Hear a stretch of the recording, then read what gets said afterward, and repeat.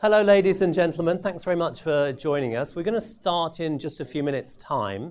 But while we're just waiting for the last speakers and more people to arrive, I wanted just to kind of draw your attention to the report, which is on your chairs. We'd love you to sort of flick through that before we start.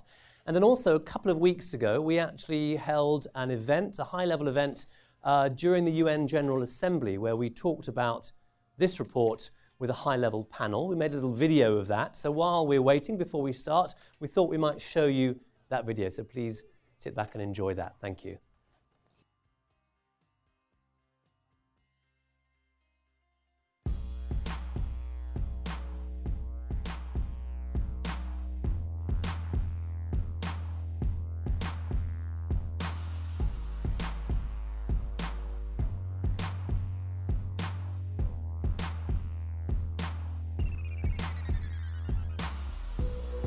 Development finance, climate finance, it's the same issue.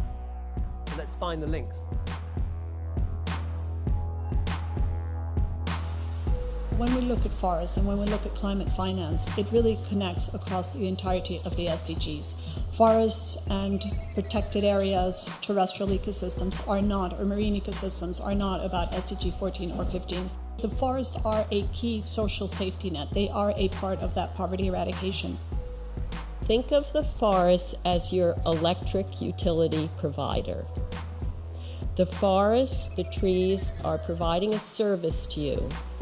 Services on development that we've heard about, and amazing services on climate.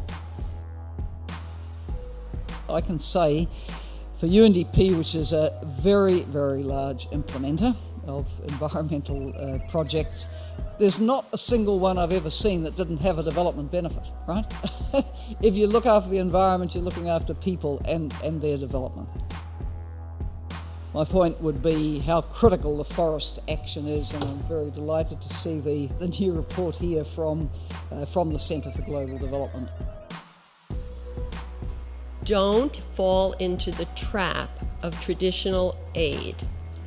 For one thing, this is not aid. This is paying for a service for everybody. And it's simply like buying your electricity service, right? We should be paying, especially we in the rich world, especially rich countries, should be paying for these services that trees in tropical forest countries provide. The low carbon development strategy in Guyana helped us to prove that the forest was more valuable alive than dead. We have worked to set aside several parts of our forest as protected area. However, for a country coming out of civil crisis and needing money for employment of the youthful population, we also needed some more assistance. Pay governments money to reduce deforestation. Forests are a valuable asset for national wealth creation. From our perspective in Norway, what we think is necessary on the ground in forested countries is change of policy. That is what we are trying to do with our Climate and Forest Initiative, to create incentives for policy changes nationally, policy changes that will ensure forests to stay alive. You funders, stop talking about readiness and plans. Make a commitment. This is what we will pay for this kind of outcome. The message to the forest countries in this report is, you've done your INDCs. Now, put your demands on the table. How much more would we do in terms of our goals to reduce deforestation? For how much more money? We intend to use degraded land to maximize productivity and keep our people fed. But like Nancy said, the world has to pay for the clean air that our forest filters for them.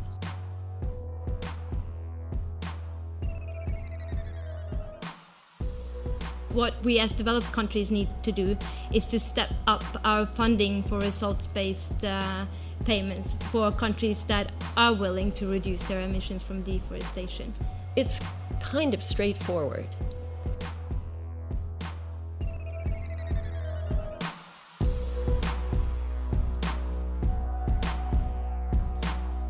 Great, so welcome everyone. I'm Rajesh Merchandani. I'm the Senior Director of Communication and Policy Outreach here at the Centre for Global Development. I'm delighted to invite you here and welcome you here this afternoon. As you saw in that video, Helen Clark, the Administrator of UNDP, Bharat Jagdeo, the former President of Guyana, Manuel Pulgar Vidal, the current Minister for the Environment for Peru, several other high-ranking people from the governments of Liberia, Norway, the Environment Minister for Panama was at the event, our own Nancy as well was there, all talking about this report. And it took place during the UN General Assembly around the time of the adoption of the Global Goals for Sustainable Development. No better time, I'm sure you'll agree, to remind ourselves of that fundamental link between climate and development.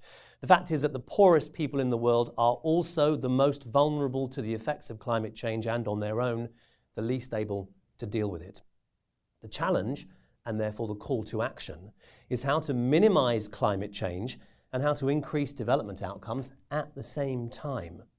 Here at CGD, we think we have an answer. Tropical forests, specifically paying for performance in tropical forest preservation. But we also need to understand how that would work and how the world would pay for it, and what we've learned so far from the few pioneers of this mechanism. So today, we'll take you through the report. We'll hear from Brazil, which is a world leader in preserving the precious Amazon. We'll hear from Liberia, a country trying to pick itself up after years of war and Ebola in recent times, and trying to do it in a sustainable way. And we'll hear from the World Bank, home of the Forest Carbon Partnership Facility Carbon Fund, which among other things works to increase payment for performance for tropical forest preservation. CGD's report is based upon a working group chaired by Peru's former Prime Minister, Pedro Pablo Kuczynski, and our own President, Nancy Birdsall. And I'd like to start off by inviting Nancy to take the podium, please, and give us some opening remarks that will frame our discussion. Thank you, Nancy. Thank you very much, Rajesh, and thank you for the video.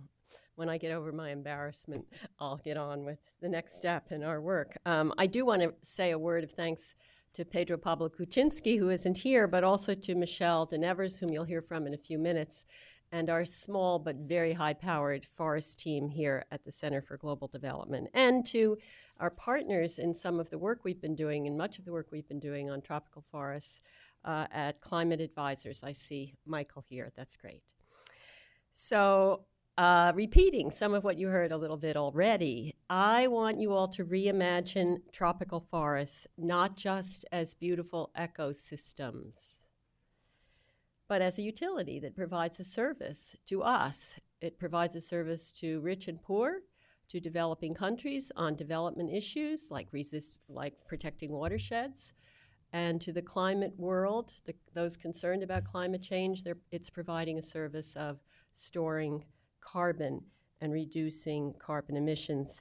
I just learned last week something I had known about the role of the Catskills in upstate New York.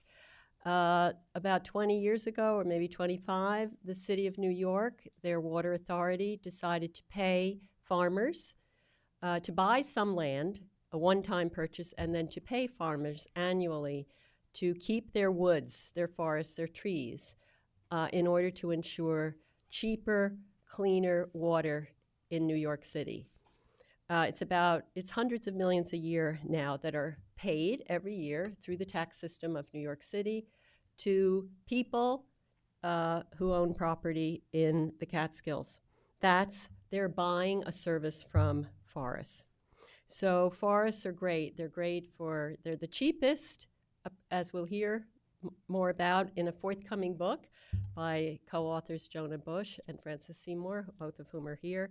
They're certainly the cheapest way to limit or to store carbon, and you'll hear more about that in a few minutes. The point is the one that I was making at the UN.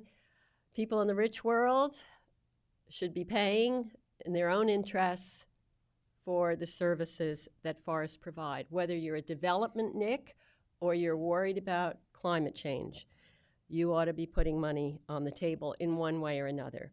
Now, the problem is, of course, that tropical forests are disappearing. The exception is Brazil. You'll hear more about that later when we have the panel from Juliana from the Amazon Fund. And economists understand very well that the fundamental problem is we don't have a price on carbon, either through cap and trade or a carbon tax in the world. And what that means, in effect, is that trees around the world are undervalued and underpriced. And there's not a market mechanism. I would like to be able to buy development and climate services for, say, 1 hectare. What would I pay? I could ask myself the question, what would I pay for 1 hectare of trees every year that are standing in Indonesia or Guyana or Liberia? For Harrison's, who was on the video, what would I pay? What would you pay for 1 hectare of trees to keep them standing in Liberia? Well, in the absence of a mechanism yet by which that can happen, there's a substitute, and it's a pretty straightforward one. And you'll hear more about how that's worked, particularly in the case of Norway and to some extent through the multilateral funds at the World Bank. It's worked by having, in effect, contributions from funders on the table to incentivize governments in developing countries that have tropical forests to do what's needed to address their policy changes, to address problems of forest governance, to reduce illegal, corrupt-ridden deforestation in their own countries. That's what the report is about. How do we get more of this? Simple arrangement. Some of you know where rich funders, people and governments, are paying countries who have a lot of tropical forests or even a small amount to do the fixes that will preserve those forests. In other words, paying through that mechanism for the service that forests are providing us on development and on climate. It's a value proposition that we're talking about for developing countries, which would induce their governments and their people to see the value of trees alive rather than dead, gone. Some of you know that I talk a lot about something we call cash on delivery aid here at the Center for Global Development. And there's a parallel between cash on delivery aid, which is when donors pay for outcomes after the fact, and something invented in the UN system that's on the table, is all agreed and negotiated with standards, and it's called REDD+. Many of you, if you're here in the room, know about the REDD+ mechanism, whereby forest-rich developing countries can be paid for reducing deforestation based on measured and verified reductions in their carbon emissions. Ex post payment, after it's verified that something got done. It's a very simple idea. And what you'll hear a little bit about is we know it works. We have proof of concept, including from Brazil. We'll hear about that from Juliana. And it's a bargain. I think we'll hear about that from Michelle. So we have a mechanism. It's a good substitute until and unless there's ever something larger in the form of a carbon price and a market. It's important even when and if there is a carbon price in a market as a complement to what might happen through a market mechanism. We have proof of concept. The question is, can we take it to scale fast? And how can we take it to scale? And that's what this report is about. And that's what you'll hear about, that we can do it and how we can do it in the next few minutes. Thank you very much. Thanks very much, Nancy. So I'm now going to invite Michelle De Neves, who's a CGD Senior Associate and the author of this report, to come up, here she is already, and take us through the main findings of the report. Michelle, thank you. Okay. Thank you, Rajesh. Thank you, Nancy, and thanks to everybody who is here today. I'm excited to be telling you about the findings in the report that you have on your chair here. And I wanted to just start by saying that there we go. Nancy mentioned that there's something in the center called cash on delivery aid that basically lays out principles of paying for outcomes, paying developing countries for, in this case, development outcomes, and letting them figure out the way they're going to produce those outcomes, but having the assurance to know that the funding for the outcomes will be there. There's a parallel with RED, the RED mechanism in the UN climate negotiations. And so when we started thinking about how we could look at pay for performance mechanisms in the climate space a few years ago, we started looking into RED.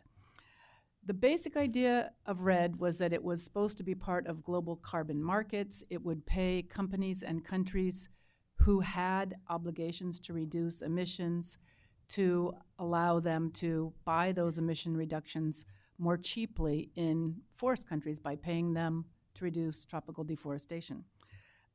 In the center here, Jonah Bush and another colleague, Jens Engelmann, have done some analysis that shows that the cost of reducing a ton of greenhouse gas emissions by reducing tropical deforestation is about 1/5 the average cost of reducing a ton of emissions in the European Union under their trading scheme. But unfortunately, because we don't have global carbon markets and we have only a limited number of cap and trade markets, the RED market mechanism has not really taken off. Why pay tropical forest countries to reduce emissions? As Nancy said, governments need incentives. There are a lot of pressures to convert land to other uses than forest, and you'll hear about that from Harrison Karnwea a little bit later from Liberia. The paying for performance mechanism gives the country the flexibility to decide how it will deliver that result, rather than engaging with donors who tend to have a preference for sort of micromanaging in deciding how the results will be approved. The country does it, and if they get the results, they get the performance transfer.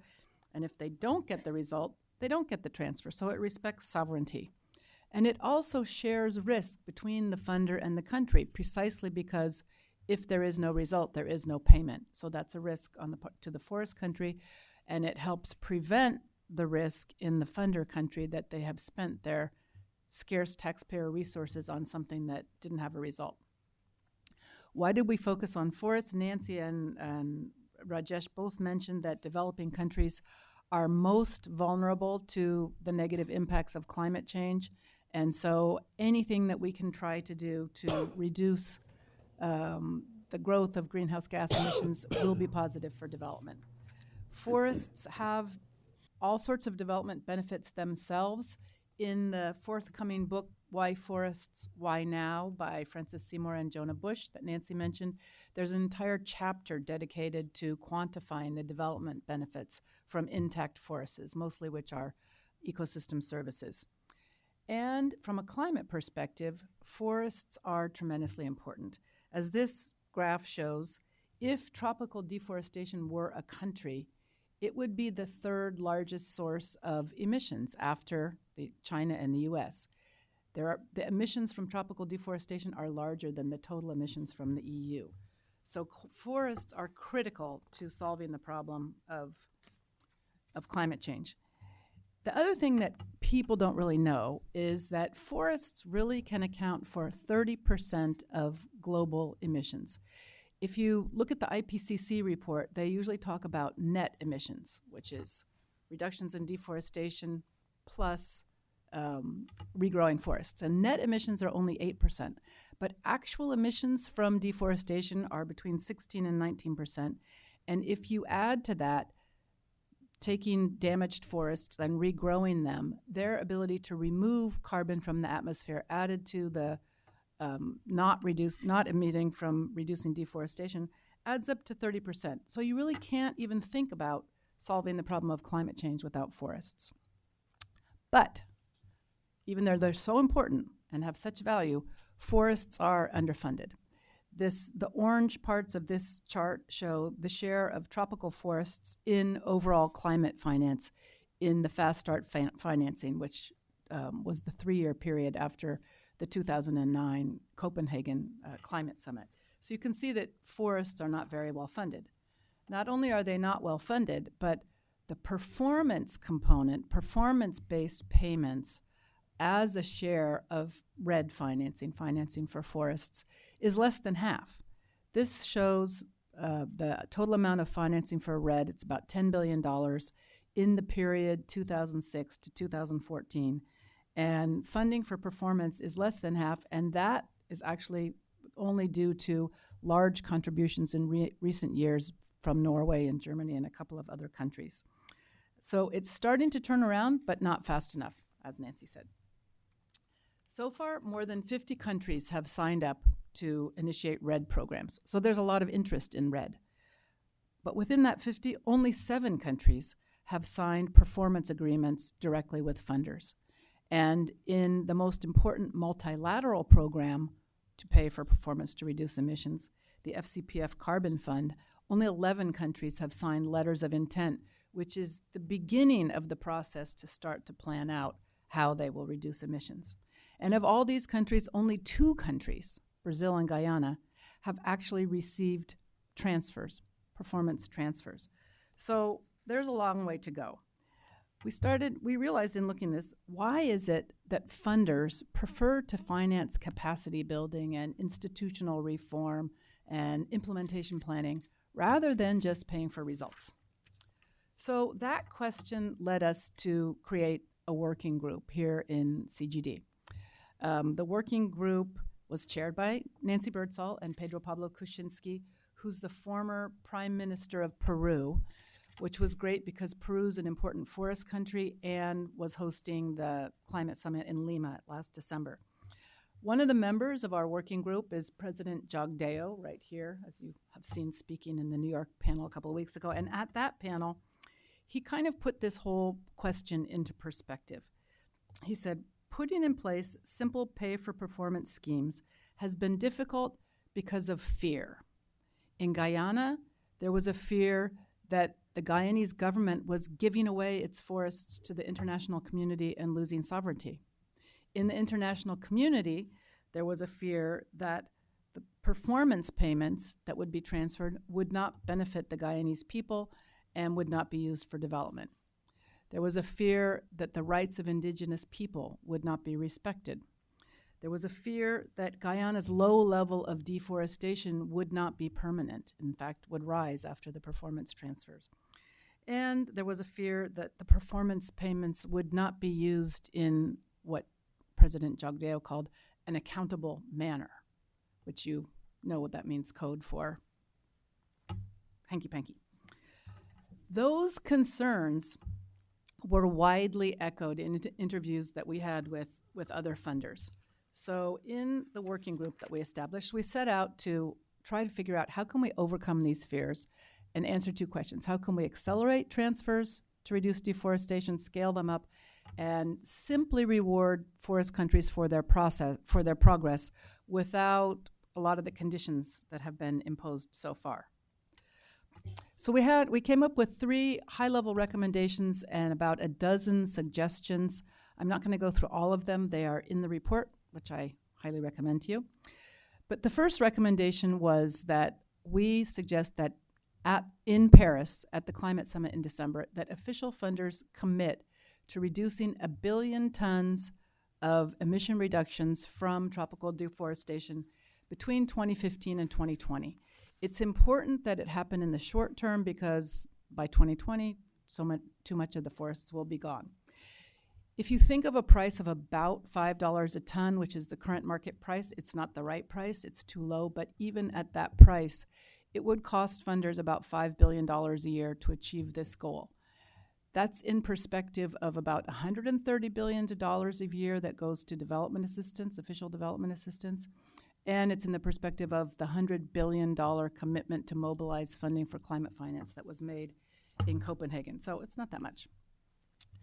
In the case of private funders, as you know, because there's not global carbon markets, there is not a large body of, very few companies that are subject to mandatory emission limits. There are just a few cap and trade markets. But there are a number of companies that have taken on voluntary commitments to reduce their emissions, to be carbon neutral or reduce their footprint. And these companies are already paying tropical forest countries to reduce deforestation, but they're doing it in fairly small, ring-fenced projects that are not having the incentive effect that governments need to really take action on a large scale.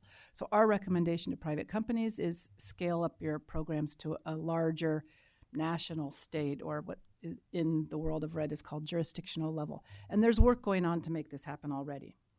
We also have a recommendation both for governments and private companies that they should advocate and encourage their governments in places where there are cap and trade programs to include international forest offsets, which means to allow companies that have caps, that have mandatory limits on their emissions, to buy those emissions reductions in tropical forest countries.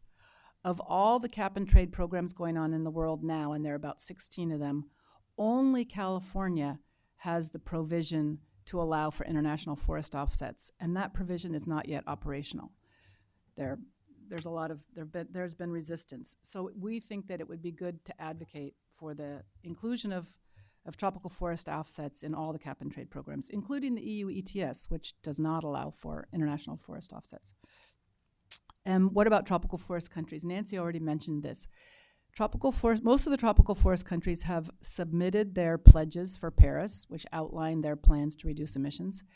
And a group of them have also offered that they would be willing to do more if there were additional funding on the table. In Lima last year, about 14 tropical forest countries got together and put together something called the Lima Challenge that made that offer. But what needs to happen now is they need to be specific. How much would it take? How many tons? What would be the cost per ton? And who would be willing to do what? Now, in terms of the suggestions on how these programs should be implemented, the main suggestion is to try to keep it simple, to trust but verify. Funders should trust tropical forest countries to put together the programs that will deliver results, and when they have the results, they should verify the results and pay them, and kind of leave it like that. Now, anybody who's been involved in these programs knows that that's not the way it happens, but we think that that's the direction they should be going. As we heard from President Jagdeo, yes, there are risks, but the few ongoing performance agreements that are in place give ideas and suggestions about how these risks can be managed, and they are being managed effectively. The next thing we recommend in the report is that there should be a shift in funding from readiness to funding results. A lot of the donors that we talked to in the course of the working group indicated that no, what we really need to fund is capacity building. There's not enough funding for capacity building, and until the capacity is in place, we really don't think that we can fund results.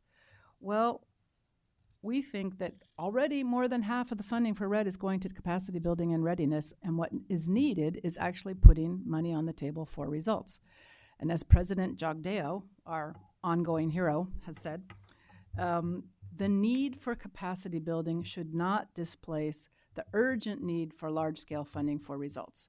In Guyana's case, they built the capacity for their measurement, reporting, and verification system during the implementation of their performance agreement. It wasn't in place before they started, so it can be done. The next recommendation is to avoid conditionality on how the results are achieved. This is the famous snakes and ladders implementation process from the Forest Carbon Partnership Facility Carbon Fund. And it shows the number of process steps that countries need to go to before they can really even start to think about getting performance funding. We think that the whole idea of donors requiring and wanting to approve the plans and the strategies for how countries will achieve the results is not consistent with the whole idea of paying for performance. Now, a special concern is environmental and social safeguards. Funders have concerns about how these will be respected. What we suggest is that funders can require that the tropical forest country prepare a report to the funder on how they respected these safeguards, how they managed environmental and social risks, and that can be audited and verified after the result is achieved, but before the funds are transferred. And if the funder is not satisfied with the results, they don't transfer the fund. But this would allow the countries to implement the programs according to their own processes and not to have to follow the processes of donor agencies. The protocol for doing this has been agreed in the UN negotiations in the Warsaw Framework, and the negotiations have also provided significant guidance on how to report on safeguards and what kind of safeguard information systems need to be in place. So we think that they should just rely on those. We also think that in some situations it will be increasingly possible to rely on a country's own institutions to manage environmental and social safeguards. This is clearly not possible in all cases, but it is being done in Brazil by BNDES and in a couple of other countries, and it would be ideal to be moving to more of that. Now, there was a specific concern that came up from a couple of funders about what they called double funding, which is, well, if we're paying for capacity building, we're paying for institutional reform, that's what accomplishes the results. So if we're paying for results, we're paying twice. But actually, when you look at these programs, they are large, they are complex, they involve funding from a multitude of sources, the largest of which is usually the government's own resources. And at the end of the day, when you have the verified emission reductions, it's not possible to allocate them or to link them to a specific source of funding. So just because a funder has contributed to funding inputs should not discourage them for also putting funding on the table for results.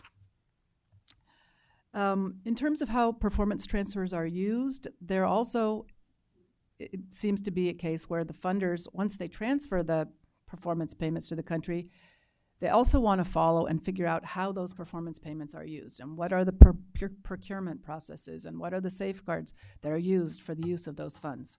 The simplest recommendation is to just provide the funds as budget support.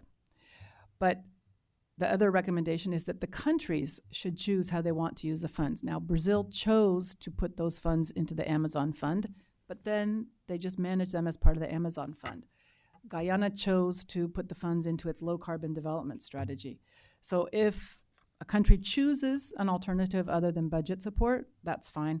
But either budget support or just citizen cash transfers could be a simpler way to transfer the funds.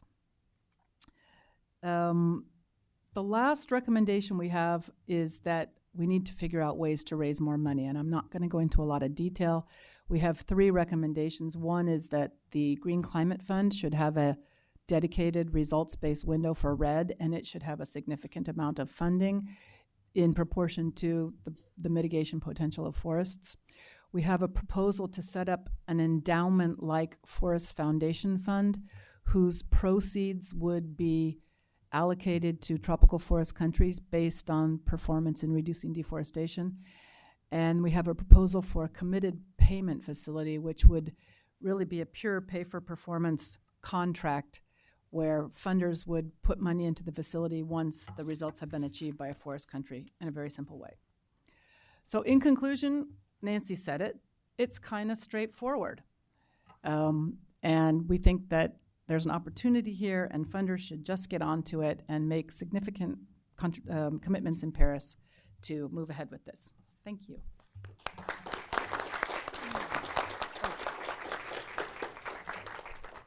Thanks very much, Michelle. If you'd like to take your place on your seat for the panel, we'll introduce you to the other members of the panel now, ladies and gentlemen. Panelists, if you'd like to come onto the stage while I introduce you. We have Juliana Santiago, who heads the Amazon Fund, Department of Brazil's Development Bank, BNDES, as we've heard about. The Amazon Fund provides financial support to combat deforestation, and BNDES is responsible for raising and investing funds, as well as monitoring and communicating about projects that the fund supports. And then Benoit Bosquet, who you see here behind me, is Practice Manager, Environment and Natural Resources at the World Bank. Previously, he helped set up the Forest Carbon Partnership Facility Carbon Fund, which works with developing countries on RED+. And then our third panellist, who mysteriously you can't see, I'll explain why. Harrison Karnwea is the Managing Director of the Forestry Development Authority of the Government of Liberia. His country has large and significant areas of tropical forest and is currently involved in a payment for performance contract with Norway. Now, Harrison could not be with us in person, so we asked him to record a video for us, giving us his comments. And you'll see that he struggled to find a spot with robust Wi-Fi, but he did manage it in the end. We'll hear from him first, about Liberia's experience trying to make people there understand that the trees are worth more alive than dead. Let's hear from Harrison now.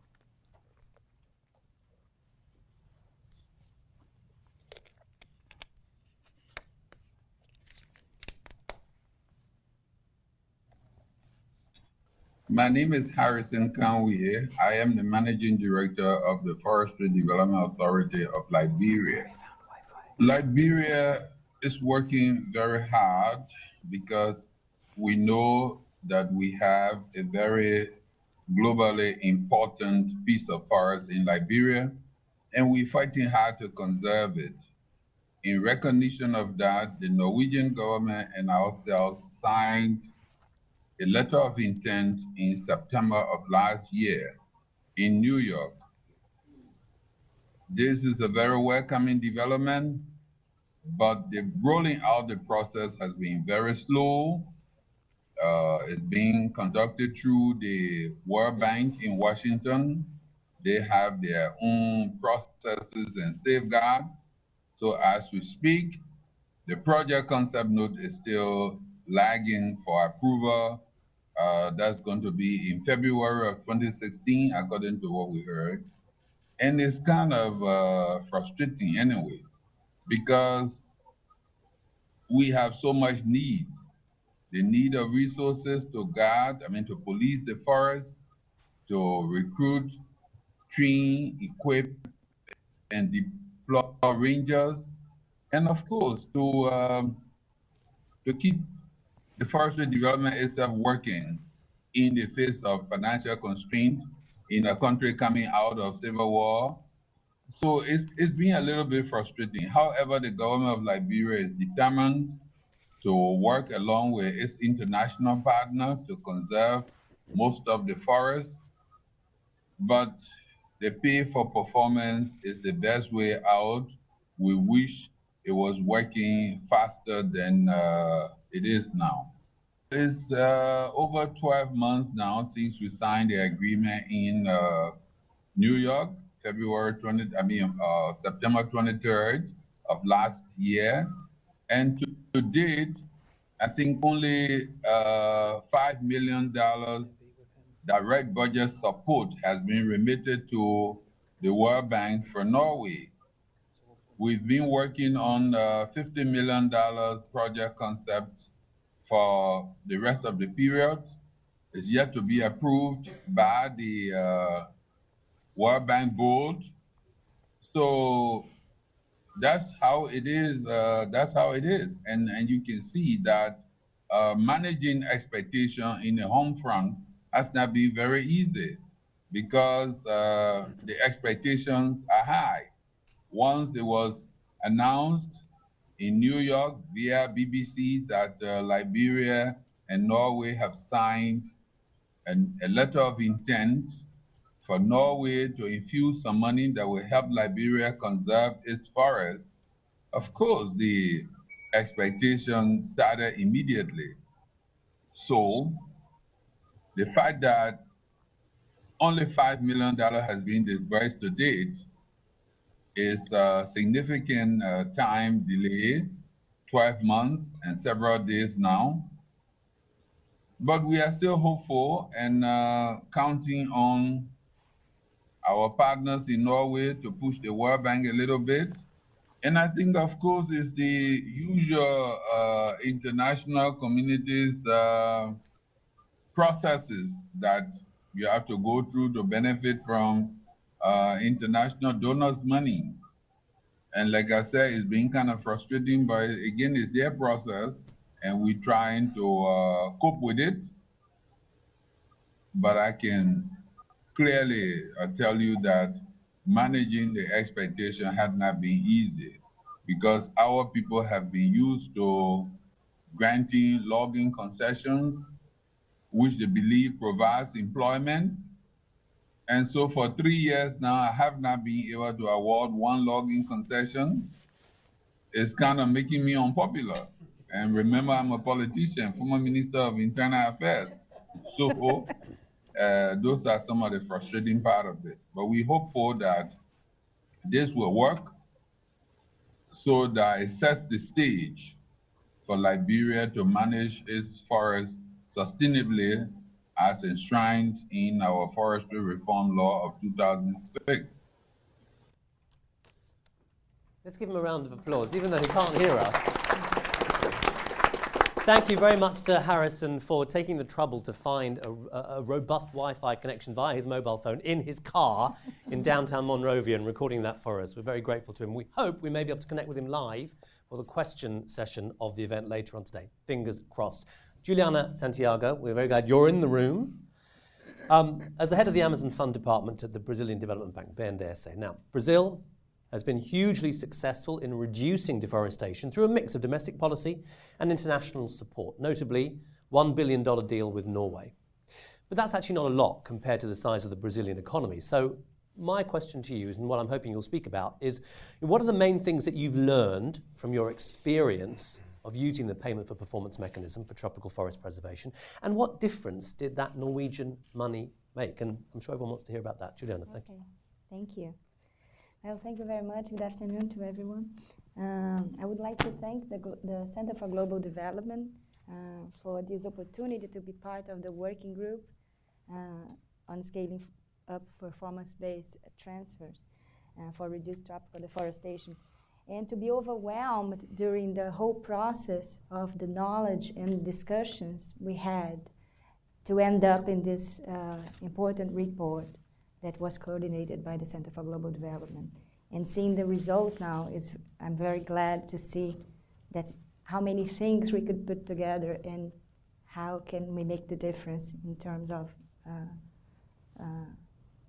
asking to the world to mobilize efforts to protect the forest. I brought to this working group the perspective of the Amazon Fund. The Amazon Fund, as you might know, is an initiative of the Brazilian government and society to support the implementation of actions to reduce emissions from deforestation and forest degradation. Brazil has made, as I just said, significant efforts to curb deforestation of the Amazon rainforest, which led to a dramatic reduction of deforestation rates over the past years, approximately 82% in the last 10 years. To reward the results obtained by Brazil, the Amazon Fund started its operations 6 years ago with the support of the international community. Firstly, Norway, which made a pledge of $1 billion, and that will be concluded by the end of this year with the last transfer. And then Germany through the KfW that joined the initiative later. As a pioneering initiative in the payment for results in red, the Amazon Fund has the country ownership as one of its bases, as Michelle just mentioned, the importance of the country ownership. And Brazil has decided to apply the resources received to further combat deforestation, to promote conservation and the sustainable use of the forest biodiversity. To date, the fund has donations of $1 billion and has a portfolio of 75 projects, totaling approximately $546 million already committed.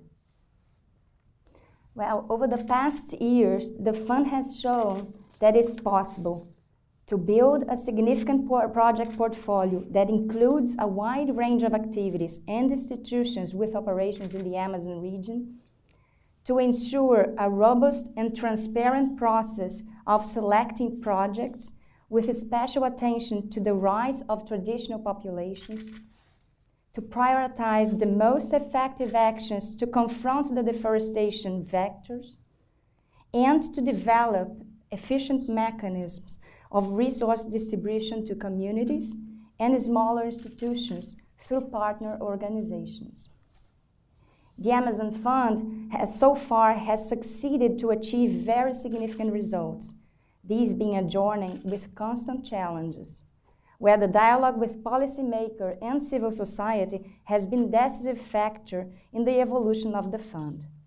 I'm not sure if you know, but the fund has a participatory governance structure, which hosts representatives from the federal government, from the governments of the Amazonian states, and from civil society, and also from the scientific community. BNDES, the Brazilian Development Bank, is the manager of the Amazon Fund. Our team is responsible for raising funds, raising donations, analyzing and approving the project's applications for financial support, tracking and monitoring the implementation of supported projects, and reporting the results and impacts achieved. Besides all these results, it has become even more important to improve the instruments used to control deforestation, not only to maintain the achieved reduction, but to promote it further. The effort to reduce deforestation must be aligned with fostering a sustainable and more efficient use of the land so that rural economic growth contributes to the protection of the environment instead of being one of the deforestation drivers. Sustainable forestry integrated into the private and institutional markets is also indispensable if we are to succeed in the endeavor of protecting the planet's forests. After the definitions of the Warsaw Conference, plus the decisions made recently in Bonn, it can be said that the framework for REDD+ is complete. The progress made in the various REDD initiatives, including the Amazon Fund, is evident. But these initiatives are still small compared to the challenges that lies ahead. The importance of reducing deforestation goes beyond the climate agenda and the reduction of the systemic economic risk associated with rising global temperatures. Because reducing deforestation also means sustainable development. It means social inclusion through the creation of employment and income alternatives for the people that lives in the forest. And the respect for other forms of lives that share this planet with us. In a brilliant article published by The Guardian last week, Francis Seymour says that in the fight to stop climate change, forests are a vital weapon. Nancy calls that the rich countries to think about paying for forest services as a utility. Well, I claim to the world that we gather our peaceful weapons and the necessary resources to protect our forests and to definitely make the difference in the fight to avoid climate change. As a representative of the BNDES and the Amazon Fund, and also as a Brazilian citizen, I am very proud to be part of this global process. And I'm a very optimist that the recommendations agreed upon at this working group will help mobilize additional funding for forest conservation. So those are the words that I wanted to share with you. Thank you. Juliana, thank you very much. Benoit Bosquet, Practice Manager, Environment and Natural Resources at the World Bank, previously helped set up the Forest Carbon Partnership Facility Carbon Fund.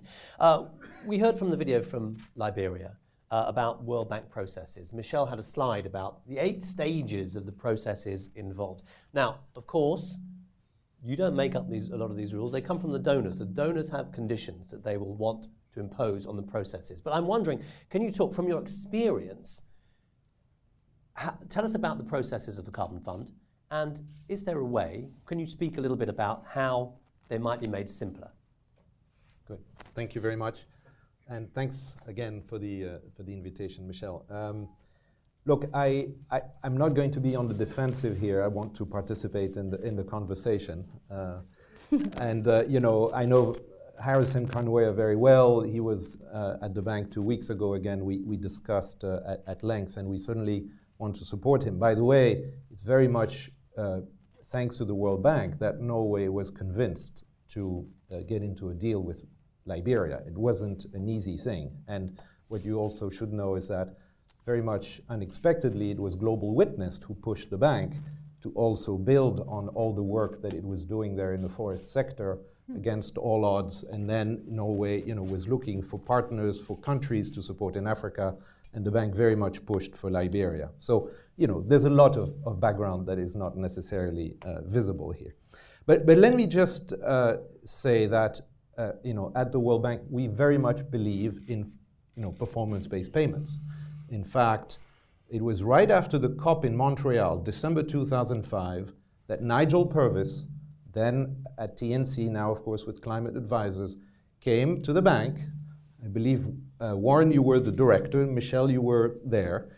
And Nigel said, why don't we do something together? There is this now concept of avoided deforestation at the time, or compensation reductions that has just appeared, or come back to the stage. Why don't we do something, right? Mm-hmm. And we started discussing with TNC, and then obviously many others.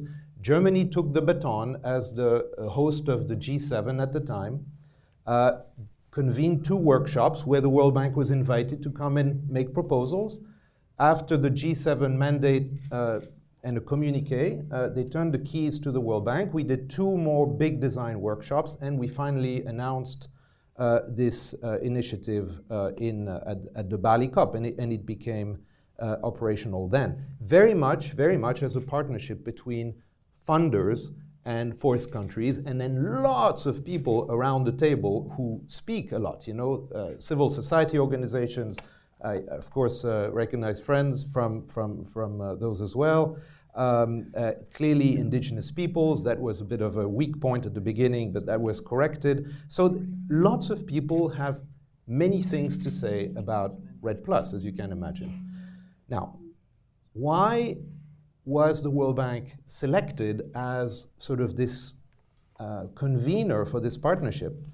I would bet that the fact that we are supposed to have strong fiduciary procedures and strong safeguards is not foreign to that choice. But what is good is also a hurdle oftentimes, right? These are not straightforward things to abide by all the time. Anyway, we designed this FCPF, this Forest Carbon Partnership Facility, with 2 big pillars. The front end pillar, called the Readiness Fund, that would basically provide grants for readiness, for all this capacity building, the system, the infrastructure, right? And then the back end pillar, if you like, which is the performance-based payment, which is the carbon fund. And we thought very naively, when I say we, the partners, everybody who was around the table, I even remember Justin Mundy from the UK saying, let's not worry about the investment part. That will come by itself. There's IDA, there's IBRD, there's GEF, there's the African Development Bank. Everybody who is involved, there's the BNDES of this world, will provide the funding that is necessary to conduct the policy reforms, the programs, everything that is needed. Well, guess what? It wasn't quite enough. And we ended up with a so-called missing middle. That missing middle very much was the rationale for creating the Forest Investment Program, which is part of the Climate Investment Funds. Little by little, the whole sort of machinery developed, and maybe it's too many boxes, but in fact, it's not that complicated when you look at it. There's really 3 decision points in the carbon fund. Okay, there's the program that is submitted to the carbon fund participants. They decide or not to include it in the pipeline. By the way, right now in Brussels, they're probably including about half a dozen more into the pipeline. Then the country confirms its interest by signing this letter of intent. It's really pretty straightforward letter. And then there will be the negotiations that lead to the contract. And that's a second decision point, this emission reductions payment agreement. Now, what you have to keep in mind is that the carbon fund, again, the partnership, and there are quite a few partners around the table. I see friends, former Canada, US, TNC, and others are here, so they can speak about that too. They decided to work based on a so-called program. Okay? Not a system of, as you said, trust and verify, or what I would call verify and invoice. Okay? The verify and invoice was sort of the pure idea of some red thinkers, in particular in Norway, where they said, look, and Kevin Conrad of the Coalition for Rainforest Nations, right? As long as you have a good MRV system, right, or the type that Brazil is using, right, that everybody seems to recognize as quite accurate and precise, As long as you have that, it doesn't really matter what the country does. Let the country do its thing. Don't get in the kitchen, right? Brazil does a whole bunch of different things. And then as long as the emissions go down or stay stable, or whatever, go below a certain reference level, you know, the country submits the bill and the international community pays. Well, you need the MRV system and you need the trust, right? And not every country is Brazil, and not everything is hunky-dory, even in Brazil anyway. So they decided to work with programs. So they want to understand what the country is going to do, a range of things, not just one small project, a range of things to address the drivers of deforestation and forest degradation that the country diagnoses to be the cause of this loss of forest cover. And if they don't quite see the match between the problem that is diagnosed and the program that is submitted, they actually don't like it. Okay? And so we in a way we've decided in that group to projectize, you know, what goes into or the basis for the future performance-based payment. I would say that I understand why that was done, because, you know, it was created several years ago. One had to go beyond the clean development mechanism, the small projects, including the ones that the Biocarbon Fund, also managed by the World Bank, did at first. We've moved from there since then, but anyway, Ian Noble, you know, we were co-conspirators there too. And you know, it's a learning process, and we get to higher and higher scale, right? But we're not yet in a system, in any way, very few countries would be able to operate in a verify and invoice kind of system, because they don't have the MRV system that Brazil has at the moment. They're all working towards that, and that's, of course, part of readiness, and that's part of the investments. I also wanted to say that, you know, we believe in performance-based payments. I personally believe it's a game changer, but we also know they cannot operate by themselves. They're not sufficient, right? You need this readiness. You do need significant investment finance. And in fact, you know, Norway is beefing up its support to Africa in addition to Liberia. Just 2 weeks ago, also in New York, Norway announced a pledge of about $235 million to the Central African Forest Initiative, all about investments, not performance-based payments yet. Okay? Liberia too, it's a mix. Yeah. You know, Indonesia, it's also a mix. Brazil is beyond that, right? But so it goes to show that performance-based payments, you know, oftentimes they just hang by themselves unless they can be supported by these programs, by these policies that are going to really generate the emission reductions. It's not that straightforward. Finally, I want to say, well, a couple more things. Forests, you know, obviously are very important for climate change mitigation, but it's not just about climate change mitigation. And in the World Bank, if that's the only thing we talk about, you know, we lose our country directors, okay? And those who are from the bank or have been in the bank in this room, they know exactly what I'm talking about. You know, we now have our two corporate goals of extreme poverty eradication and, you know, enhancing shared prosperity. We have a system of country diagnostics and country partnership frameworks. And unless we can explain and show quantitatively that forests will help achieve these goals of lifting people out of poverty, you know, whether they're in the bottom 3% or the bottom 40%, we lose our colleagues, right? So forests are then, you know, sidelined. And in fact, all the good stuff that REDD+ finance can do gets completely, if you like, boxed up. And they say, oh, well, you know, you guys have these trust funds, so you don't need either lending. And it's really not core to our development strategy. Of course it is, right? It's about poverty reduction. It's about creating better jobs. It's about creating tax revenues. It's about, you know, contributing to GDP. And of course, it's also about mitigating climate change. But unless we get to the core of the World Bank's business, we lose our people. So that's, you know, what we need to do in the World Bank to put forests at the center of the agenda. Finally, if you just allow me one more thing, we have something that we have not explored in the bank that might actually allay some of the constraints and perhaps this slowness, real or perceived, that we have in processing these operations, and that's the thing called the Program for Results. Program for Results is a lending vehicle that the third of three that was adopted most recently in the World Bank, where really what matters is the results and the system that a country has to generate the results, and then the aid. The development assistance is provided based on the results. It fits very, very nicely with the concept of performance-based payments for REDD+.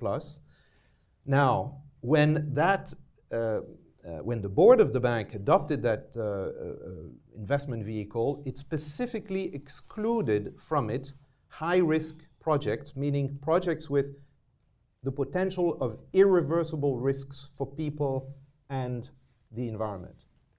And at the time, and remember that was several years ago, there was all these, all this uproar against REDD+, and the World Bank, get your out of our forests, and you see that online too. Mm-hmm. It was perceived that REDD+ would be very high risk, right? And so at the time it said, it's not quite ready for this P4R, Program for Results, not ready for REDD+, but nothing actually precludes it. So we would like to, in fact, now that we have these various programs, the 11 letters of intent and more coming, we would like to see if the World Bank due diligence, which has to be done, like it or not, for now, on these programs, whether it can be done following the rules of this Program for Results as opposed to the traditional investment project financing. And so that is ongoing. We'll see. The question of the environmental and social risks is very much there, but that is actually taken into account in the P4R framework. It's just a different way. It's not the exactly the same procedures as the safeguards, but it's very much the same goals and spirit. And so we would like to see if and where and when and where we could apply that vehicle. Thank you. Sorry for being a bit late. That's great. Okay. Great. Thank you all, panelists. Thank you very much for your comments. We're going to open up to questions from the floor in just a minute, but I want to just pick up on a couple of quick points. Benoit, Bosquet, great call to action there for the World Bank, by the way, to put climate at the heart of development and development at the heart of climate. We would very much applaud that here at the centre, I think. The report recommends, urges donors to stop aidifying payments. You talked about the need for readiness. Doesn't sound like you're quite on the same page with that. What would be your kind of reaction to that? You wouldn't tell Saudi Arabia how to spend the money we pay for oil, but why tell forest countries how to spend the money for the services that the trees provide? What are your thoughts about that? Well, let me turn it back to you, because the report says a number of things. It also says that proper care must be taken to protect indigenous peoples. Okay, and then you say, well, there's the Warsaw Framework and there's the Cancun Safeguards. We know that very well. That when you read the Cancun Safeguards, they're very loose, right? It's principles, right?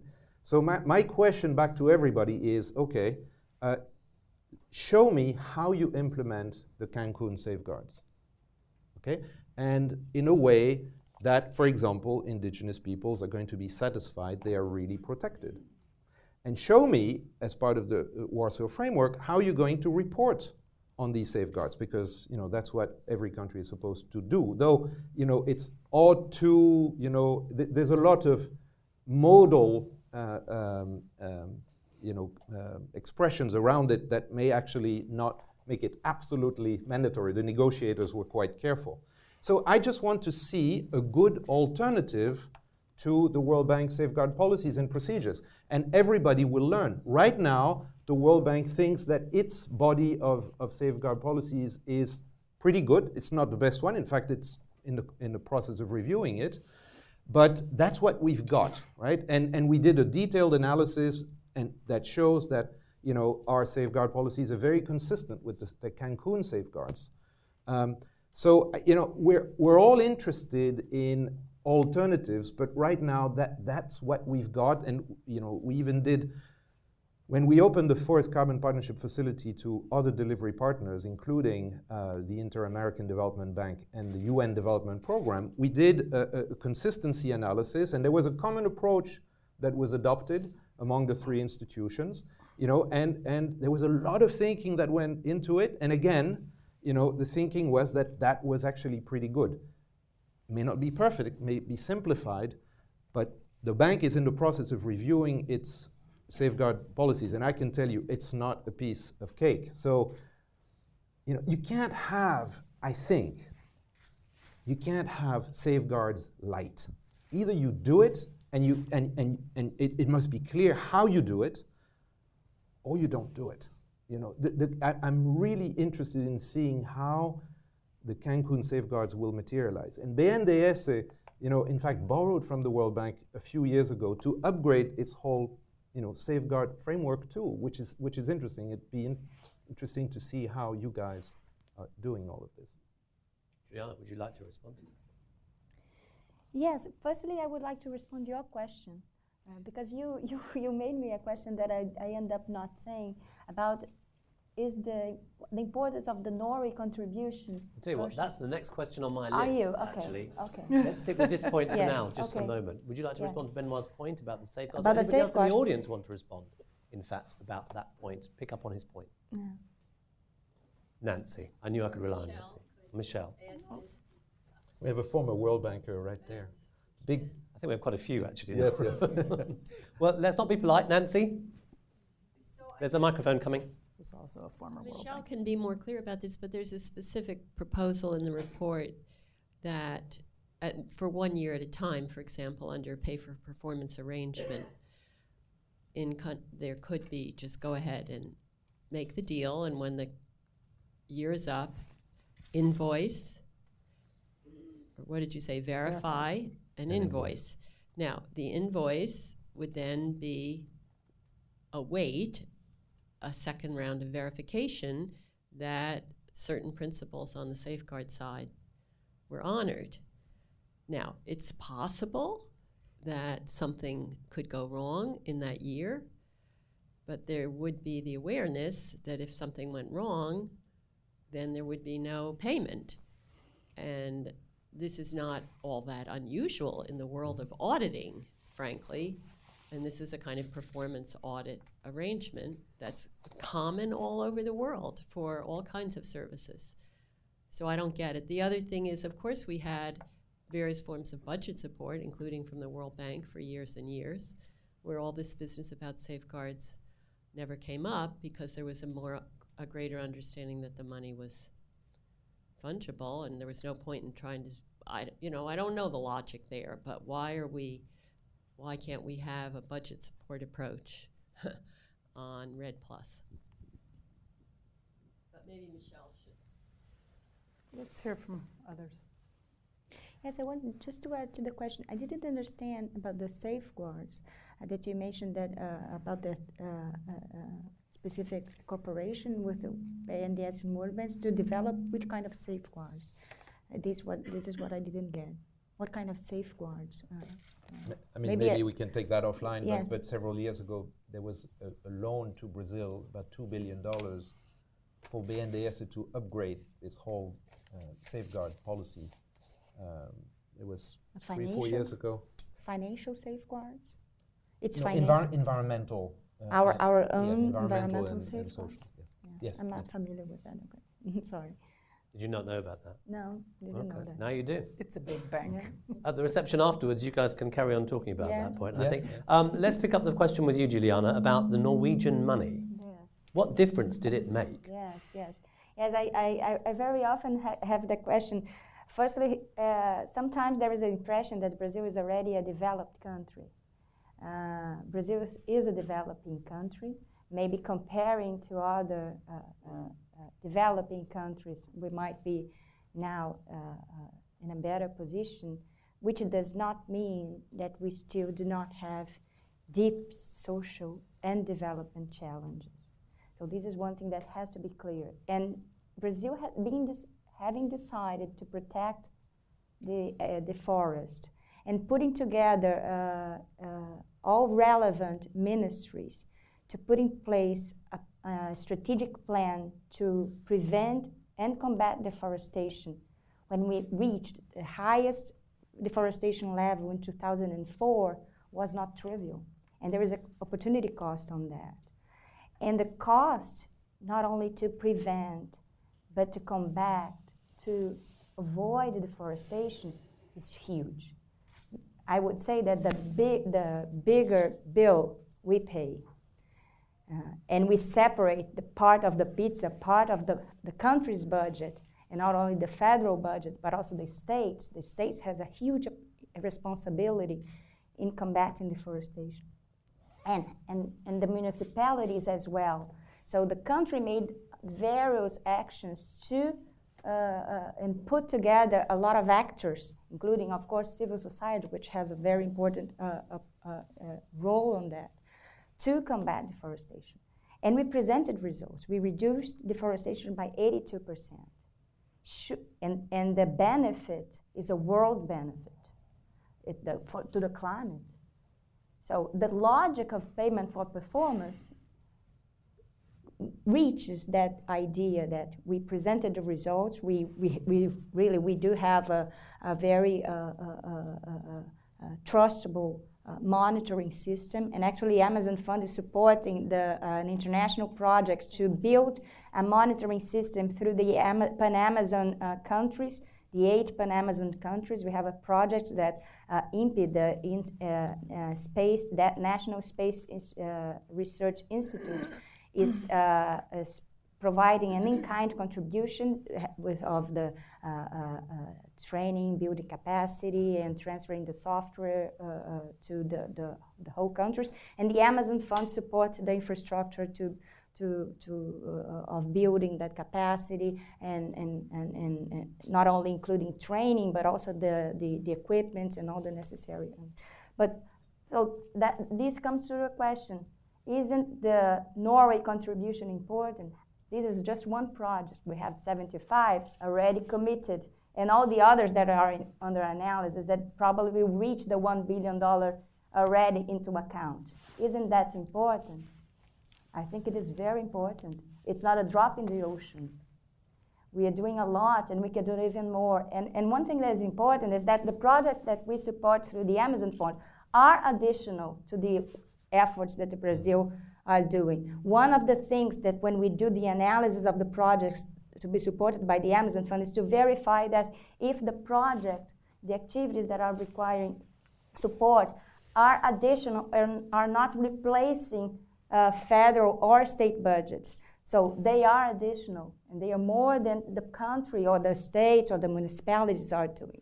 So I think it's very important, and I think we can do even more. But is it just about, Michelle, did you want to pick up on that, Michelle? No, you go ahead. No, you go ahead. Go on. I want to say something else. Okay, I was just going to follow up and say, is it just about Norway making you able to do a bit more? Or is there something in terms of having that international support for what you're doing that is important? Yes, I think this is also, yes, you brought a good, showing to the world that it's possible, showing to the world that international commitment to protect forests is important and is possible to present good results. I think it's an important message. I think Norway was pioneer in getting into the boat with an idea, then with a discussion of an idea, a pioneering discussion of payment for performance. Amazon Fund is pioneering in a lot of things. Firstly, the governance is very unique. The Brazilian Development Bank is the manager, but all the priorities, the guidelines of the fund, the priorities and the analysis of the deforestation dynamics in Brazil are discussed at least twice a year through a multi-participative committee, a guideline committee. So this is very innovative, to put together 24 people discussing the priorities, and each one with their flag and their agenda, and having to converge to the to the main objective, that is to protect the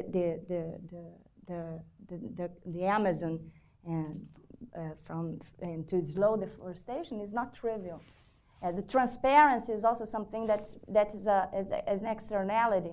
Like all the projects we support are detailed in the website with all the activities already implemented, the projects that were concluded. It has an impact analysis. So this is also a message to not only to Norway as a donor that trusted in this initiative and can see the results, but to the world that results can be reached, and the importance that everybody has to be on the boat. So that's my Okay, my thank you very answer much. to Michelle, this. just hold your thought, because I think we might actually be able to speak to Harrison Karnwea live from Liberia. Let's see if we can get him up on the screen, joining us via teleconference. We can see if we can speak to Harrison. There he is, nodding off, I think. It's late in Monrovia. Harrison, can you hear us? What a guy. I think he may be on Facebook, actually. No, I don't think he can hear us. He's there. So let's wave at him, everybody.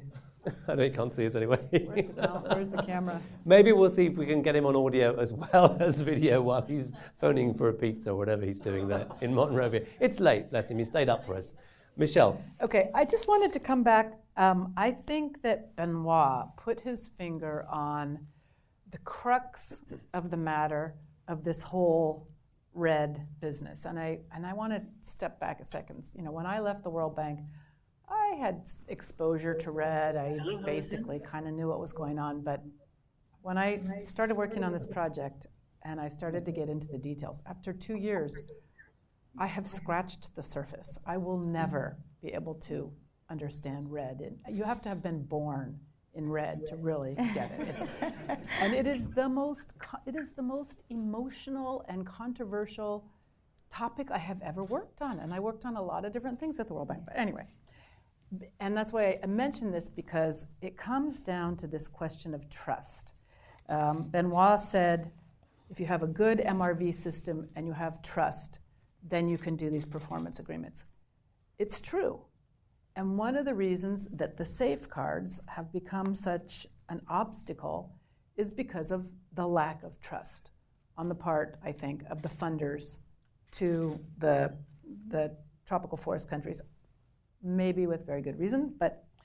And that's why the fact that the Cancun safeguards, which are just principles that are very loose, are not considered to be enough. We had here a consultation on the new World Bank safeguard strategies a couple of weeks ago, and the same issue came up. There's a very strong reluctance to let go of the current safeguard policies, which are very process-oriented. There are steps that you have to take, and if you don't take those steps, then you are not in compliance with the safeguards. There was a desire, I think, to move to a system that was more of a system based on principles, more saying, can we agree on what appropriate environmental and social outcomes would look like, and then verify whether those outcomes have been achieved or not. But to say how, we don't know how to implement the Cancun safeguards in a way that the indigenous people feel protected. We don't know how to do safeguard reporting. To me, it says we don't have processes that everybody will agree makes them feel comfortable when they really have no trust.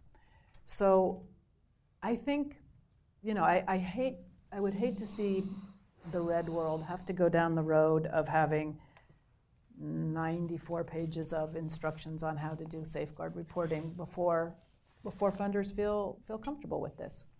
But I have struggled throughout this whole process to try to figure out what can you do. It's a chicken and egg problem if you don't have trust. Because if you had trust, then the principles of the Cancun safeguards and the Warsaw Framework would be enough, I think. You'd say, do it, and then, you know, try it, and we'll check, did we like it or did we not like it? But I think there's a reluctance to go down that road of, as Nancy said, just do it, you know, let them report, we'll see if we like the report. If we don't like the report, then we'll ask them to change the report. But I don't see that happening. Let's open it up to some questions from the audience, actually, to get you guys involved.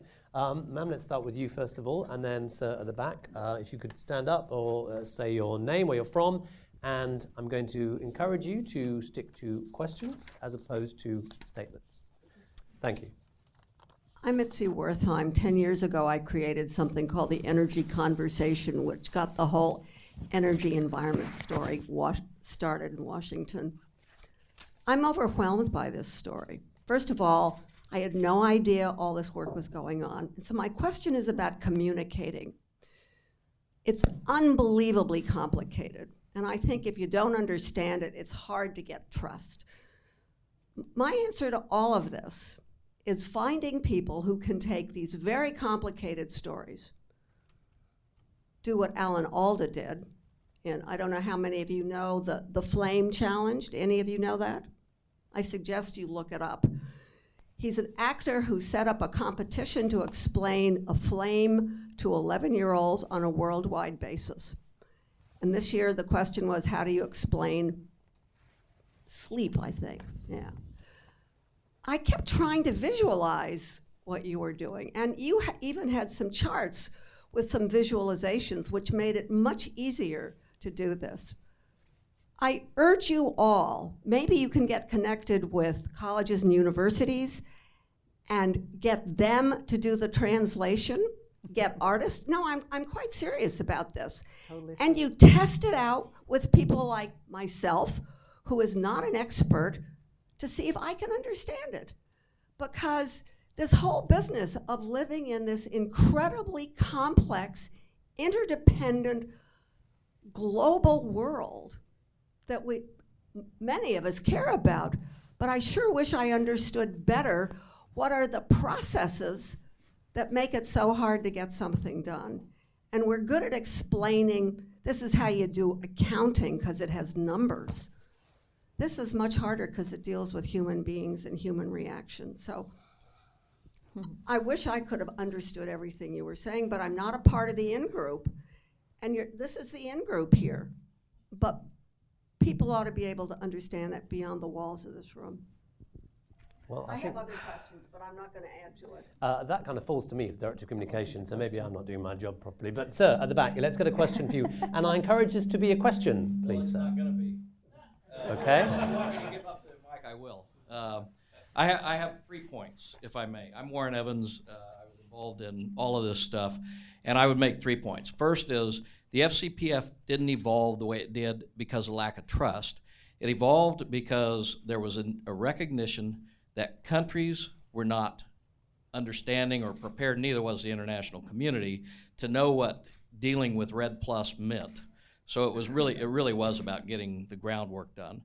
The second part, the FIP, was recognition that there's a real investment needed in most countries to be able to effectively conserve forests. That's an investment by a country. It's a development process. And so taking it out of the climate arena and putting it into something else made sense to us. The third was that the FCPF started with the understanding that there would actually be a market, that there would be a carbon market. And so I guess my question is, and Michelle, I haven't read the report, I apologize. The question is, what are you paying for? So if you're paying for carbon, sequestered carbon, or however you want to put it, then sure. Then Norway can go to Ghana, give them money on a performance base every year, and not worry about what they do with the money. That's fine. But don't go ask the World Bank to channel it, because the World Bank can't run the reputational risk of what the feedback's going to be when they find out what Ghana does with the money. And I'm not picking on Ghana or anybody else. So if you're going to do that, just recognize you're buying something and pay for it and leave it alone and keep the World Bank out of the middle. If this is an aid program, then it's going to have to deal with the reputational risks of using Norwegian citizens' money to provide aid for protecting forests. And I was in Bob Zelik's office when he had a discussion with the Prime Minister of Norway explaining why we couldn't just pass on the money to Ghana. And it just doesn't work that way. So I think you got to figure out what you're paying for. Thank you. Analyst, would you like to respond to any of those points? I agree. Well, yeah. I want Yeah, me to too. add some comments, but you No, go please, ahead. please. Please. Yes, you brought something to the table that's interesting. The NDS signed a contract with the donors, with Norway, and we have the obligations to account for the resources we support. We replicated to the Amazon Fund projects the operational process we use to support all financing projects at the bank. Was there any learning process? Of course. It's not trivial to support a project in an indigenous land with an NGO that was not used to work in a project basis, but more as a grant, that was not used to account for in a rigorous manner that BNDES requires, because it also has its risks, its safeguards, and etc. But it was a learning process to both sides. It was a learning process to us to understand the specifics and to let the partner understand the need to account for and to show that the results are being achieved. Part of the process that, besides the analysis, and these I would come back to the safeguards process, when we approve, for example, going back to the indigenous projects, when we approve a project that will happen in an indigenous land, we include in the contract with the NGO, for example, if it is an NGO that is executing the project and assuming the responsibility for doing that, we include a lot of obligations of them to attend and to make sure that the safeguards of the local communities are preserved. And these, just to give an example, these might include, for example, evidence that there were assemblies or meetings and that was with the local community to make sure that it was not an external project, an outsider project to that community, that they were part of the project. So this is just one example, going back to the safeguard. But this was not also trivial. For example, environmental requirements, environmental licenses. Brazil has a huge framework of environmental licenses that the projects must have. When we are drilling a role to find water, to provide water to a local community that is part of the project of sustainable production activity that we support, we need to require a license to that NGO just to drill a role, because there is a law and BNDES is accountable for following the laws. So we are now putting together, we have a working group with the NGOs and trying to mobilize efforts with the state and federal governments to flexibilize maybe the licensing process to projects that are linked to environmental. So it's a learning process to both. Of course, we have all the financial safeguards and all the environmental safeguards as the World Bank have. I think our business are quite similar, and it's just more, you have a more broader actuation. But I think it's a process of building together, and this is also some of the reasons that why our portfolio has increased significantly in the past years. In the beginning, it was a little bit slower, because firstly, it was just launched in 2009. We started our operation. So in 2009, we had 5 projects, and we now have 74. In the past year, we approved 20-something projects. So this also shows not only the earning curve, but the maturity that we get every year, and not only BNDES, but the other beneficiaries of the funds. So I think we have to include some sort of risk, a managed risk in the process. I think the process of monitoring implementation reduces that risk, because we do not do, for example, at BNDES, we do not do disbursements of the projects we support upfront.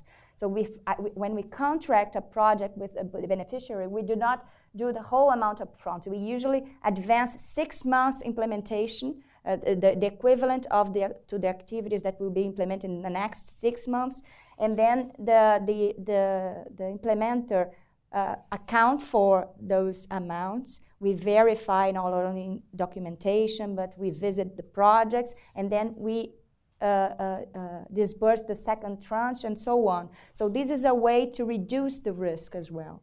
So the contract between the parties is something that reduces the risk, and they are the implementers are responsible to implement, and if they do not, they are responsible to give the money back to the fund. So they are accountable for presenting results. We develop templates of accountability, so our websites have all the execution and accountability templates, but it was an evolving process. So I would just like to add that, because we also faced that, and this is something different to the bank as well. Since the Amazon Fund was created, an environmental specific division was created, and a bigger team was designated to work in environmental issues. But it's a process also of multiplying to the other divisions of the bank the importance of the environmental consciousness in analyzing an infrastructure project, in analyzing a project to support an industrial sector, and so on. So, okay, Juliana, I'm going to ask you to wrap up there. Yes. A quick point from you, then very quickly. First thing, perhaps to respond to Nancy's earlier comment, eventually, and hopefully sooner rather than later, obviously, the FCPF Carbon Fund will be disbursing on an annual basis based on verification reports. Mm-hmm. Okay, just to be clear on that, once this program is approved, it's implemented at the end of the first year, then there is a verification process and a payment, and then the contract would extend over a period of 5 to 10 years. The lifetime of the facility was just extended to 2020. Second thing, to reflect a little bit on what Juliana was saying, when you compare the processes at BNDES and the World Bank, they're not that different. What differs is that in the back you have Norway that relies on the whole infrastructure that BNDES has in order to manage these funds in Brazil. And unfortunately, we don't have that in many countries. Yeah. Ideally, of course, we would, right? Mexico may be another case. There are a few countries, and we are very much involved in some of these countries as well to look at how this may help and may work. And then the third thing is to perhaps respond to Warren, what are you paying for?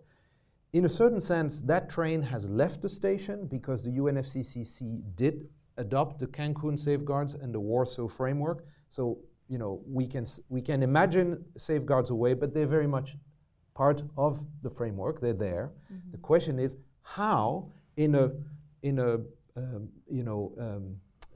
trust and verify and invoice system, how will the funders decide that in the period that's just ended, the country implemented or not these safeguards? And so the devil will be in the detail, whether we like it or not. I think there'll have to be more, flesh added to that bone, to that skeleton of safeguards. Otherwise, everything will be negotiated all the time at the time that the payment has to be made. Yeah, I just wanted to add to that. I think the point that Warren raised, what are you paying for, is a good one. And the problem that we're circling around here with the safeguards and the reporting and all this is because the RED system as it exists today is a sort of unhappy hybrid between a fake market system and aid. And it's implemented as an aid program. If you had, there's a background paper that Frances has commissioned for the book that she and Joan are writing on satellite monitoring. It's very technical, but what it says, if I understand correctly, is you now have satellite capability that can tell you, are the trees standing? What's the density? What's the carbon content of the trees? Almost. What's the biodiversity? everything. It can answer everything. So in theory, you could fly the satellites over, see what's there, and if you're really paying for carbon, you just write a check. But you're not. And the reason you're not is because these programs are implemented with development assistance funding by donor agencies. And they have to act like donors. So you have all of these designs and safeguards and all that sort of stuff. So I think the real question is, will you ever get to a situation where with the use of public funds, you will just buy emission reductions? And I don't know. If you ever get a carbon market and you have private companies buying emission reductions, that's a whole different story. But right now, 9 out of $10 billion in red comes from governments. Let's see if we have any more questions. We'll take one more question, and please, this gentleman, is it a question? Okay, great. Hi there. My name's Alex Grace. I work for Windrock International. And so we work on the quantifying piece of all this, especially from a carbon perspective. And so my question really is, what standards are we looking at from a carbon perspective? The FCPF has their carbon standard. The verified carbon standard exists also. When we're talking about trust but verify, from a carbon perspective, what are we verifying against, really? Who would that be to?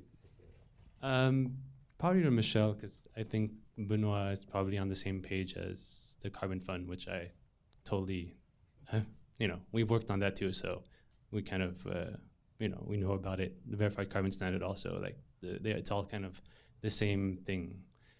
The UNFCCC hasn't come up with something yet, so what are we really verifying against? That's the question. I have the same question. I mean, you have the private sector having one kind of system of monitoring and verification, and the public doing another. And the fact that if I understand it, there's not even any kind of dialogue to see about bringing those together into a common set of standards is another on a long list of problems in this business. So okay, I don't know. Somebody else may know more. Probably. Let's see if Michael, those did guys. You want to ask a question? Thank you. Michael Wallison with Climate Advisors. I think Warren's point was a good one, and I think it's worth teasing apart, not just in this conversation, but beyond. But there's a dual question. It's not just what are the donors paying for, it's what are the forest countries asking for, and why are they doing it? And my question would be, what percentage of Brazil's impetus for changing its deforestation pathway is coming from its own reasons, its own drivers, its own self-interest, versus how much of it is coming for selling the world something of value? So people don't drill oil, just to have it sitting around because there are side benefits. So people save forests because it has lots of benefits at home. So in some ways, the carbon is a byproduct for many countries for much of what you would do. Maybe it's a marginal benefit. You're doing a little more than you would because we pay you the carbon. But we really have to think about the economics of byproducts if the carbon is really a byproduct. And if we're doing aid, then the carbon is a byproduct. If we're doing a global public goods, sort of arrangement where the donor countries are all putting into a fund and we are buying carbon, all of us together, that's a different story. That's not what we've got. So I think the mirror question to what are you paying for is why are you asking us, for help? Why do you want this for your country? So that would be my question. What percentage of Brazil's reason is self-interest versus carbon for the world? Self-interest. Can I say?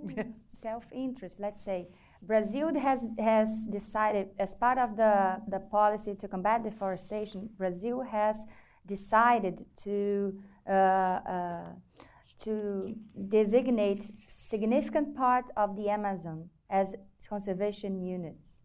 Brazil has demarcated indigenous lands, recognizing the rights of indigenous people, and that the land has to be preserved. Brazil has established that 80% of all rural properties in the Amazon has to be protected. And Brazil still have significant developing Brazil is firstly is agribusiness, economic agribusiness has an economic agribusiness vocation, and having 80% of the Amazon protected, agribusiness cannot go on that area. So, is there an economic reason to sell the carbon reduction by reducing deforestation? I think this is very limited thinking, because really we did not do, because we prefer to receive resources from the world than to develop our economy that would give much more resources than the resources from donations for preserving the forest. By the way, we quantified the carbon equivalent of hectares of deforestation hectares reduced and valued by the $5, the conservative $5, and we would be able, the logic of the Amazon Fund would be that the fundraising limit would be the $5 times the CO2 equivalent of deforestation reduction measured. That would come today to $16 billion up to 2013. So today is the 16 billion. So how much we would be willing to receive in the Amazon Fund? $16 billion up to 2013. So I'm willing to receive a lot, but that doesn't tell me why I do it. Why? Yes, I'm not sure if I understood then your question. Maybe a little later you can explain that. Nancy, quick point from you, then we may wrap up. So I just wanted to say something about Warren's good question and Michael's good question, and much of what Juliana said. Look, it's about, but everybody benefits. There are development benefits that the country wants to capture. Brazil wanted to capture a lot of the development benefits. Francis and Jonah's book will show, among many other important things, that if the Amazon isn't preserved, a lot of the agricultural productivity that exists in southern Brazil, the soy miracle, et cetera, watersheds, et cetera, et cetera. So that's why countries want to do it. And rich countries want to do it because it's a global public good, and that there's this byproduct or this additional product associated with reducing damages from climate change. What I'd suggest on some of the questions raised, Michael in particular, we wrote 3 blog posts, different members of the forest team, based on visits, as you might know, to Guyana, but for others, to Guyana, Indonesia, and Brazil. And these blog posts try to tease out the answer to the question Rajesh also asked Juliana. Did the big money on the table from Norway make a difference in some dynamic that occurred in those countries once it was on the table? And I just, that my sense is from participating in those 3 visits and thinking about it, that what is missing from what Benoit is saying and what the donors traditionally have in their minds is the following. It's a question, but it needs to be tested and scaled up. I think the answer to the question is yes, but not everybody does.